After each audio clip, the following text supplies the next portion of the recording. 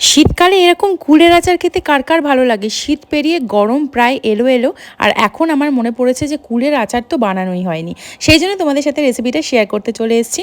আর বেশ অনেকদিন পরেই ভিডিও দিচ্ছি, তার একটা আলাদা কারণ আছে, সেটা অবশ্যই তোমাদের সাথে বড় একটা ভিডিওতে শেয়ার করব। তো এখানে কুলের কুল মাখা বানানোর জন্য ধনে পাতার কাঁচা লঙ্কাটাকে আমি ছোট্ট মিনি হামানদিস্তার সাহায্যে একটু থেতলে নিচ্ছি, যাতে আর কি কুল মাখার একটা সুন্দর ধনে পাতার তো একটা সুন্দর ফ্লেভারই আছে, তার সাথে কাঁচা লঙ্কার একটা সুন্দর ফ্লেভার আর হালকা হালকা ঝাল, খেতে জাস্ট অসাধারণ লাগে। তো এখানে আমার ধনে পাতার কাঁচা লঙ্কাটা থেতে নেওয়া হয়ে গেছে। এরপর এটাকে কুলের মধ্যে দিয়ে দিলাম, পাকা কুলের মধ্যে। তারপর এই কুলগুলোকে একটু ভালো করে খোসাগুলোকে ছাড়িয়ে ছাড়িয়ে একটু চটকে মেখে নিতে হবে।